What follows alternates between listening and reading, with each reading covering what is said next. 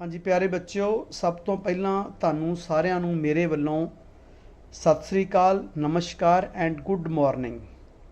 Dear students, ਅੱਜ ਆਪਾਂ class +1 mathematics ਦੀ class ਲੈਣ ਜਾ ਰਹੇ ਹਾਂ। ਇਹਦੇ ਵਿੱਚ ਪਹਿਲਾ ਚੈਪਟਰ ਸੈਟਸ ਅਸੀਂ ਸ਼ੁਰੂ ਕਰਨ ਜਾ ਰਹੇ ਹਾਂ।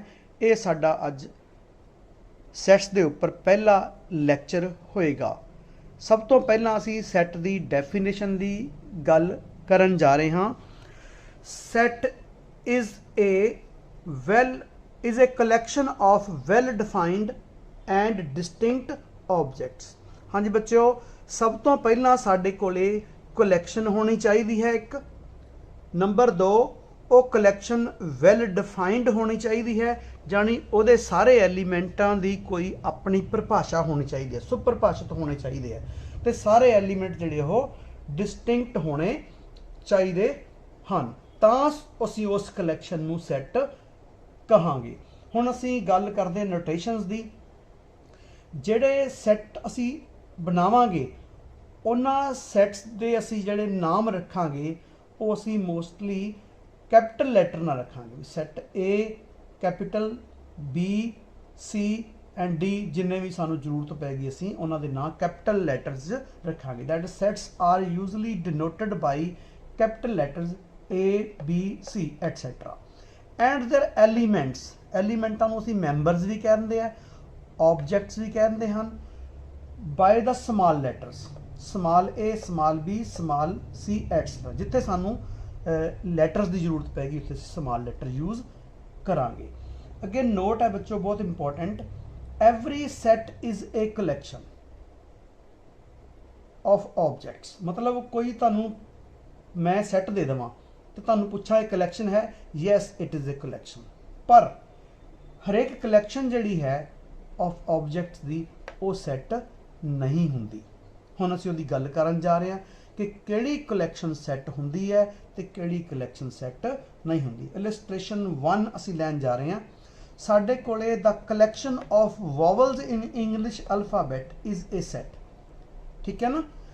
अच्छा, असीं इंग्लिश अल्फाबैट दे वॉवल लिखे किहड़े हुंदे आ, ए, ई, आई, ओ, यू, जानी 5 एलीमेंटां दा जां 5 मैंबरस दा जां 5 लैटरस दा असीं एक सैट लिखिया, उन्होंने असीं नाम दिता कैपिटल वी, तो जिहड़े अंदर लिखे हैगे उहदे ऑब्जेक्ट उन्होंने असीं स्मॉल लैटर्स दे विच लिखिया है। तो इहदी नोटेशन जिहड़ी की हुंदी है सैट दी, करली ब्रैकेट्स हुंदी है। करली ब्रैकेट्स लिखांगे तो सैट होएगा, होर कोई ब्रैकेट नहीं यूज़ करनी। तो जिहड़े एलीमेंट है उन्होंने कॉमियां नाल सैपरेट करना है। हुण असीं देखिए कि एक पहली गल तां एक कलैक्शन है, this is a collection of 5 letters of English alphabet और 5 वॉवल्स हैगे है। ठीक है ना। हुण तुहानू वॉवल की डेफिनेशन पता है, ठीक है ना, सुपरभाषित है कि A is a vowel, E is a vowel, I is a vowel, O is a vowel, U is a vowel. It means ये सारे जिहड़े एलीमेंट 5 है ये इन्हां दी अपनी परिभाषा है। दीज आर वैल डिफाइंड, क्योंकि वॉवल हैगे है, तुसीं वॉवलां नूं इंग्लिश दे विच डिफाइन कर चुके हो कि यही 5 वॉवल हैं। ठीक है। और दूसरी जिहड़ी गल सीगी कि डिस्टिंक्ट होने चाहिए। देखो 5 दे 5 एलीमेंट डिस्टिंक्ट हैगे है।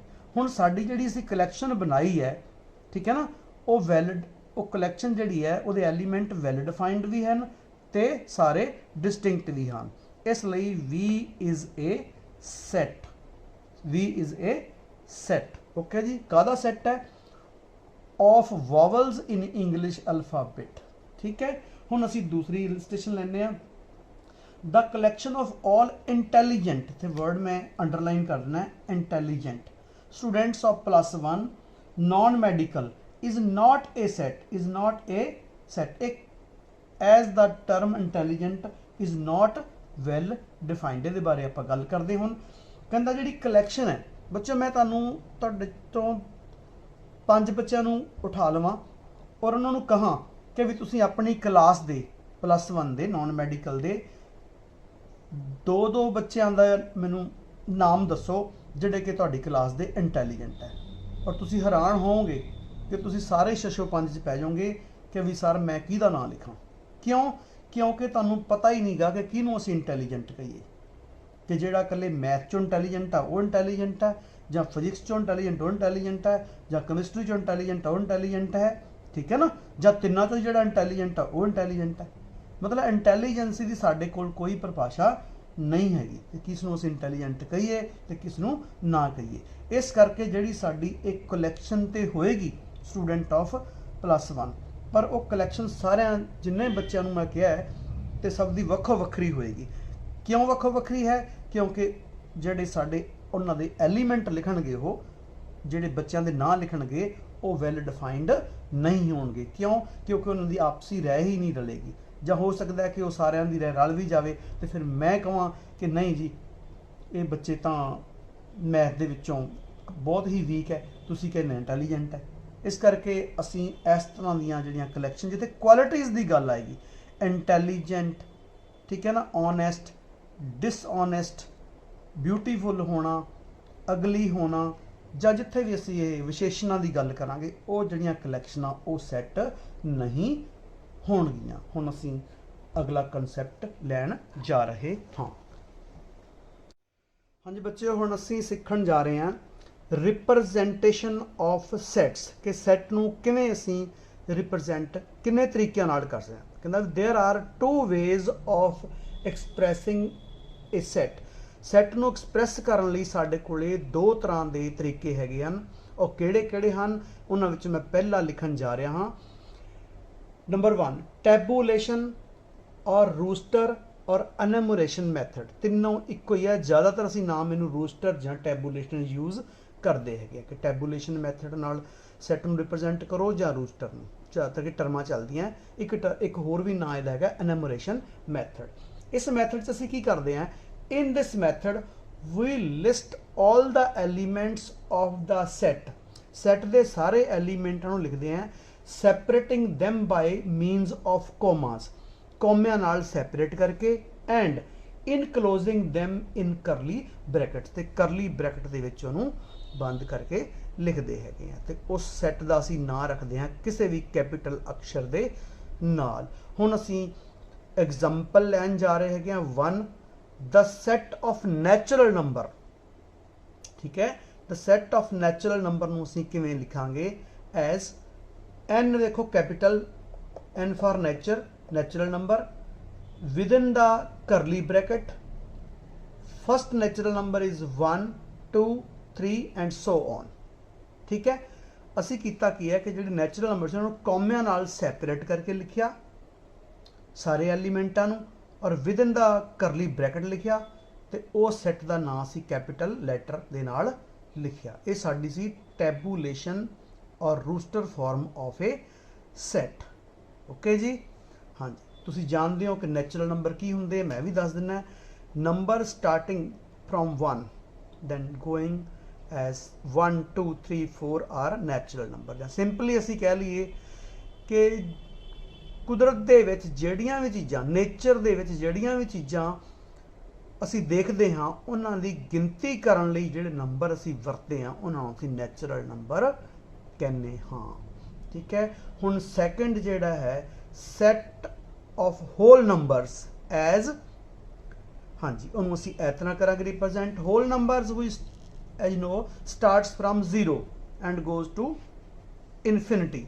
0 ਫਸਟ ਹੋਲ ਨੰਬਰ ਇਜ਼ 0 1 2 3।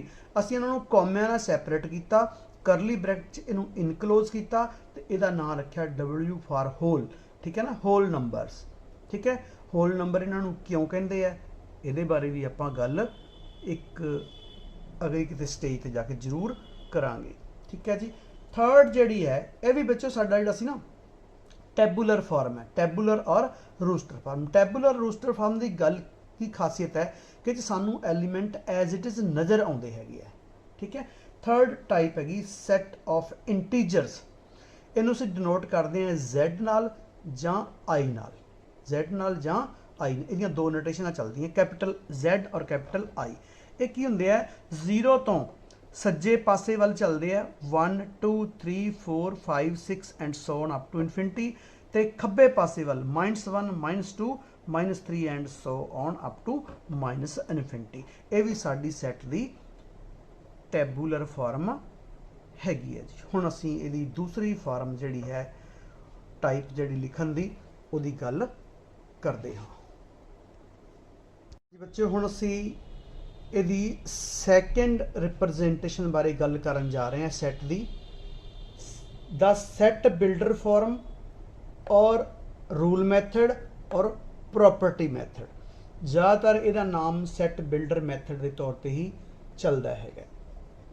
तीन नाम है rule method, property method, set builder form. In this method instead of listing all the elements of a set, we write the set by some special property or properties or rule satisfied by all the elements। बच्चों ये असीं की करते हैं कि एक rule जां कोई डेफिनेशन उस चीज़ की, ठीक है ना, वो लिखते हैं जां जिन्ने भी रूल्स उस पर लागू होंगे सारिया कंडीशनां ला के सैट लिखते हैं तो वो सैट नूं असीं सैट बिल्डर फॉर्म विच कहने हाँ। हुण असीं दी एग्जांपल लैन जा रहे हैं। Example 1 the set of rational number. देखो बच्चों कुछ सैट ऐसे भी हैं जिन्हां दी सिर्फ सैट बिल्डर फॉर्म ही लिखी जा सकती है, ठीक है ना, उन्हां दी टैबूलेशन फॉर्म नहीं लिखी जा सकती, ठीक है। जिवें साडा एक बहुत ही अच्छा स्टैंडर्ड सैट है set of rational number denoted by Q. सानू पता रैशनल नंबर की डेफिनेशन की पूरी पूरी डेफिनेशन लिख दी है actually. A number which is of the form p by Q so that p and q are belonging to z means both are integers and q that is denominator must be different from 0। असी पूरी पूरी definition लिख दी है check तरह, ठीक है ना। सैट ऑफ प्रॉपर्टीज तो ये साडा किहड़ा हो गया जी सैट ऑफ रैशनल नंबर हो गया, यानी वो सारे नंबर जिहड़े p बटा क्यू दी फॉर्म च लिखे होण जां लिखे जा सकते होण, जिथे कि न्यूमीनेटर ते डिनोमीनेटर दोनों की होण इंटीजर होण ते जिहड़ा डिनोमीनेटर है वो 0 ना होवे, उस नंबर नूं असीं रैशनल नंबर कहने हैगे आ। ते इन सैट नूं असीं कैपिटल क्यू नाल डिनोट करते हैं। देखो असीं प्रॉपर्टी लिख के विद इन द करली ब्रैकेट लिखता, करली ब्रैकेट ये नोटेशन है साडी सैट दी। हुण एक क्वेश्चन का मैं तुहाडे दा होर जवाब दे दिना है कि इहदा नाम तो हैगा रैशनल नंबर, ठीक है ना, पर इहदी नोटेशन क्यू हैगी है क्योंकि बहुत पहला जो ये इन्वेंशन हुई इन्हां नंबरां दी उदों इन्हां नंबरां नूं कोशेंट नंबर कहा गया सी, इस करके इन्हां दा कोशेंट दा पहला अक्षर जिहड़ा क्यू पै गया रैशनल नंबरां वास्ते। हुण असीं आने हैं सैकेंड ते that is complement of Q, यानी कि वो नंबर जिहड़े रैशनल ना होने दे दो सिंबल चलते हैं, एक क्यू डैश ते एक आई आर मीनस इररैशनल, इररैशनल ते क्यू डैश मीनस साफ ही पता लग गया मैं कंप्लीमेंट बोलता, वैसे कंप्लीमेंट आप अगे जाके डिफाइन करना है, ठीक है। यानी कि X so that X is not a rational, that is X does not belongs to Q, यानी जिहड़ा नंबर रैशनल नहीं होएगा वो फिर नंबर किहड़ा होएगा इररैशनल नंबर होएगा। इन्हां नूं भी असीं सैट बिल्डर फॉर्म विच ही लिख सकते हाँ, टैबूलेशन फॉर्म इहदी भी नहीं लिखी जा सकती। तीसरा साडा सैट है सैट ऑफ रियल्स। मैं कोशिश की इहनूं लिखाण तुहानूं दस्सण दी, सारे X all X so that X is either belongs to Q means जां रैशनल होवे और क्यू डैश मीनस जां फिर वह इररैशनल होवे। असी डेफिनेशन भी सानू पता है, a number which is either a rational number or an irrational number is called a real number. तो ये साडा आर नाल असी डिनोट करता सैट ऑफ रियल नंबर। तो रियल नंबरां नूं असी एक जिहड़ी हॉरिजोंटल लाइन है उत्ते असी तुहानूं 10th क्लास तो सीख लिया होना है कि किवें उहदे उपर असी रिप्रजेंट करते, सारे दे सारे नंबर रियल लाइन के उपर रिप्रजेंट किए जा सकते हैं। हुण बच्चों असी कुछ क्वेश्चन लवांगे इन्हां सारे कॉन्सैप्ट्स नूं समझण दे लई। हाँ जी बच्चों, क्वेश्चन नंबर 1 असी हुण लैन जा रहे हैगे हाँ, which of the following are sets justify your answer. हुण असीं 3 पार्ट लए है, असी तिन्ना पार्टां बारे डिसाइड करांगे कि किहड़ी कलैक्शन सैट होएगी ते किहड़ी कलैक्शन सैट नहीं होएगी। फर्स्ट पार्ट है the collection of natural numbers less than 10। ਇਹਦਾ आंसर देखो, this collection is well defined, क्योंकि set of natural number well defined होंदा है, तो असी पहले ਜਿਹੜੇ नॉन नैचुरल नंबर लिखने एंड इट्स एलीमेंट्स किहड़े होणगे, 1 is a natural number well defined, 2 is a natural number, 3 and so on, 9 is also a natural which is less than 10, so it is a set. क्यों? क्योंकि जिहड़ी साडी natural number दी collection है 10 तो छोटियां दी, ਉਹਦੇ ਸਾਰੇ एलीमेंट डिस्टिंक्ट भी हैं तो वैल डिफाइंड भी हैं। ठीक है ना। दूसरी गल जी, collection of the most dangerous animals in the world. ठीक है ना। ये देखो मोस्ट डेंजरस, मैं तुहानू कहा सी ना क्वालिटी आ गई, खतरनाक, सब तो ज़्यादा खतरनाक। बई कई तो इत्थे चूहे तो ही डर जाते हैं, तो कई शेर तो भी नहीं डरते, तो फिर खतरनाक किहड़ा होया बई? हरेक बंदे लई ਵੱਖ-ਵੱਖ ਜਿਹੜਾ जानवर है वो खतरनाक है। कोई सप तो डरदा तो कोई सप खा जाता है। इस करके असी जिहड़ी है मोस्ट डेंजरस एनीमल दी जिहड़ी हैगी है एक ऐसा शब्द है जिन्हों असी डिफाइन नहीं कर सकते। इहदा आंसर है जी the term most dangerous is vague. Vague मीनस अस्पष्ट, ये स्पष्ट नहीं हैगी है कि सानू नहीं पता कि सब तो डेंजरस जानवर किहड़ा हुंदा। हरेक बंदे लई डेंजरस जानवर वक्खो वक्खरा हुंदा है। This collection is not well defined, hence is not a set, इस करके यह सैट नहीं हो सकती। थर्ड पार्ट बच्चों की है the collection of all even natural numbers. हुण नैचुरल नंबर का सैट तो वैल डिफाइंड है, ਉਹਦੇ ਵਿੱਚੋਂ ਛਾਂਟੀ ਕਰਨੀ ਹੈ ਸਿਰਫ ਈਵਨ ਦੀ। ਈਵਨ ਨੰਬਰ ਕਿਹੜੇ ਜਿਹੜੇ 2 ਨਾਲ ਡਿਵਾਈਡ ਹੋ ਜਾਂਦੇ ਹੈ। The elements of this collection are ਕਿਹੜੇ ਹੋਣਗੇ? 2 4 6 ਐਂਡ ਸੋ ਔਨ। ਅਸੀਂ ਦੇਖੋ ਐਲੀਮੈਂਟ बड़े आराम नाल डिफाइन करते कि आह वाले होणगे जी ईवन नैचुरल नंबर। ठीक है ना। ਇਹਦਾ मतलब वैल डिफाइंड सी तो ਅਸੀਂ लिख सके ना।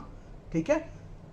सो this collection is well defined, hence is a set. हुण असी दूसरा क्वेश्चन लवांगे जी।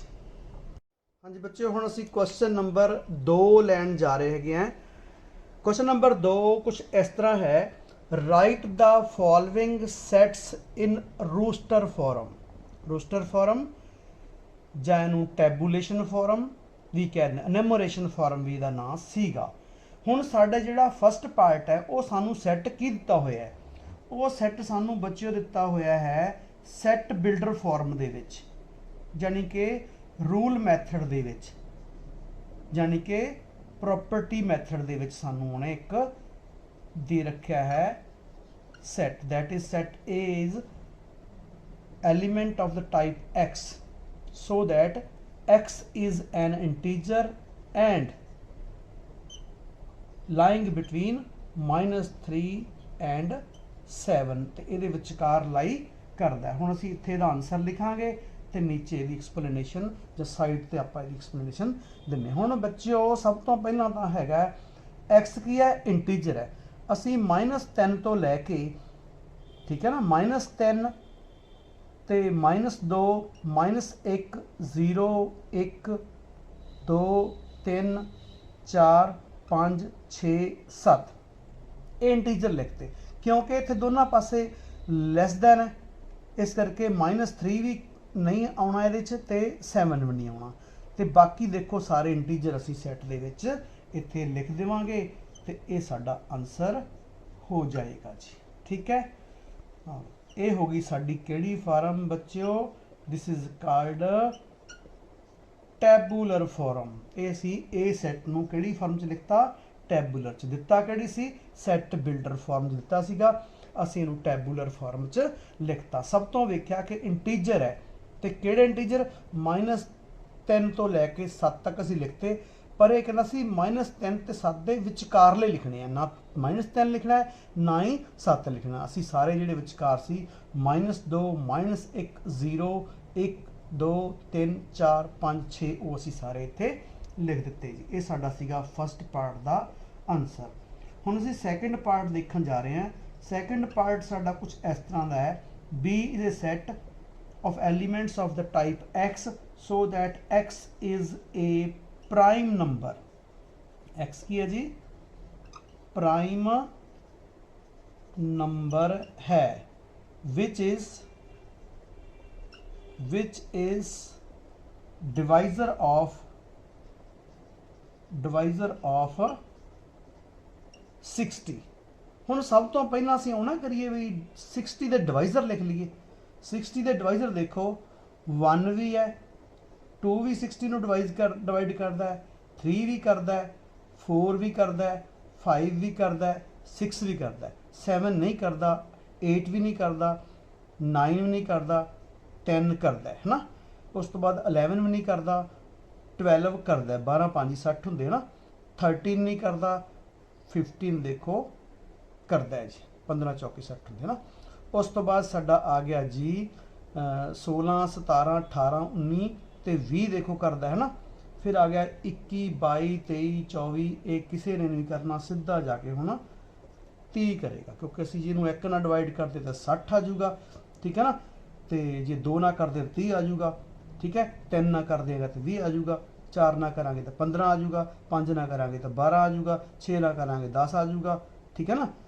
7 ना डिवाइड नहीं होंदा, 8 ना भी डिवाइड नहीं होंदा, 9 ना नहीं होंदा, फिर 10 ना डिवाइड करांगे 6 आ जाऊगा, फिर असी इनू 11 ना कर नहीं सकते, 12 ना किया 5 आ गया, फिर असी इनू किया हैगा 11 ना कर नहीं सकते, 10 ना इनू अगे किया 5 आ गया है ना। तो उस तो बाद असी 9 ना कर नहीं सकते, तो ना ही कर सकते इनू 8 नाल, ना 7 नाल, ना 6 नाल, 6 ना किया तो साडा आ जाता 10, वो आ चुका है, ठीक है ना। चलो आप बाकी गल फिर करते हैं। एक हुण सीधा ये 60 हो जाएगा ਇਹਦਾ। नैक्सट मैं लिखता, बाकी तुहानूं मैं दसता, तुहानूं क्लासां छोटियां सी। हुण आपां इन्हां विच्चों प्राइम नंबर देखने हैं। 1 तो neither prime nor composite, 4 composite number है, 6 भी कंपोजिट नंबर है, 10 भी कंपोजिट नंबर है, 12 भी कंपोजिट है, 50 भी कंपोजिट है, तो 20 भी ये सारे कंपोजिट नंबर हैगे हैं, ठीक है ना। ओके जी। हुण गल आउंदी प्राइम नंबर की definition. A number is said to be prime which is divisible by only by itself and 1, जिहदे सिर्फ 2 ही फैक्टर होण, एक 1 ते एक खुद, ਉਹੀ नंबर जिहड़ा है वो प्राइम हुंदा हैगा। ये साडे फिर आंसर की आ गया 2 3 ते 5, ये साडे आंसर ये आ चुका है जी, ठीक है। हुण असीं नैक्सट क्वेश्चन नंबर 3 लवांगे जी। हाँ जी बच्चों, क्वेश्चन नंबर 10 हुण असीं लैण जा रहे हैं। Write the following sets in the set builder form. हुण जिहड़े सैट तुहानूं दित्ते होए है उत्ते है टैबूलेशन फॉर्म दे विच, रोस्टर फॉर्म दे विच, ते असीं इहनूं किहड़ी फॉर्म 'च लिखना है, सैट बिल्डर फॉर्म दे विच लिखना है, ठीक है ना। इहदे पहले पार्ट दा हैगा जिहड़े एलीमेंट 2 4 8 16 32। बच्चे इह पैटर्न देखनी हुंदी है, थोड़ा जिहा आसान नहीं हुंदा काम, ठीक है ना। मैं देखा भी जिहड़ा ये सैट है साडा, आपां इत्थे इहनूं रफ लिखदे साइड ते भी, ये 2 रेज़ पावर 1 है पहला एलीमेंट, फिर 2 रेज़ पावर 2 है, फिर 2 रेज़ पावर 3 है, फिर 2 रेज़ पावर 4 है, फिर 2 रेज़ पावर 5, यानी कि 32 है। यानी कि इस तरह के एलीमेंट है साडे कोल, है ना। तो अगर असीं दी सैट बिल्डर फॉर्म लिखण की कोशिश करिए, ठीक है ना, आ साडा हो गया सैट, मान लो ये ए है, ठीक है ना। फस्ट पार्ट का आंसर असीं लिखण जा रहे हैं। फस्ट पार्ट का आंसर मान लो कि ये साडा सैट का नाम ए हैगा, तो यदि सैट बिल्डर फॉर्म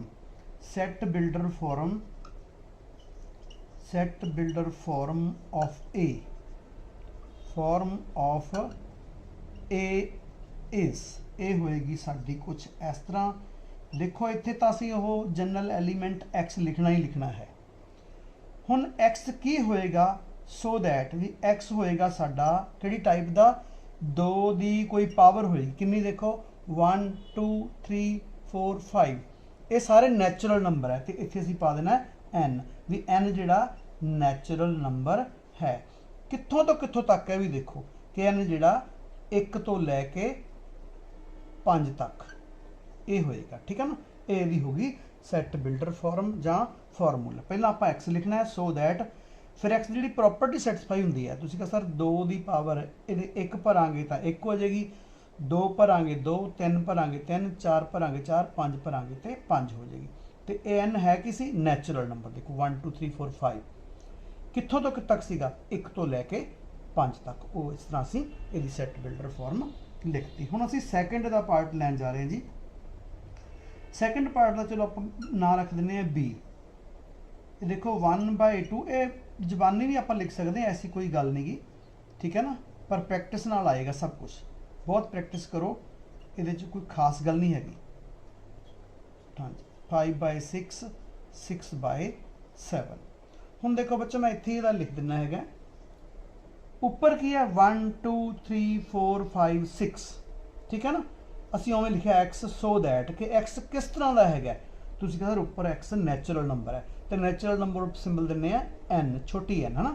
ਤੇ ਨੀਚੇ ਦੇਖੋ ਇਸ ਤੋਂ ਇੱਕ ਵੱਧ ਹੈ, ਇਹ ਤੋਂ ਇੱਕ ਵੱਧ ਹੈ, ਇਹ ਤੋਂ ਇੱਕ ਵੱਧ ਹੈ, ਇਹ ਤੋਂ ਇਹਦਾ ਮਤਲਬ ਜੋ ਲਿਖਿਆ ਉਸ ਤੋਂ ਇੱਕ ਵੱਧ ਹੈ। ਤੇ n ਹੈ ਕੀ? n ਹੈਗਾ ਨੈਚੁਰਲ ਨੰਬਰ ਹੈ।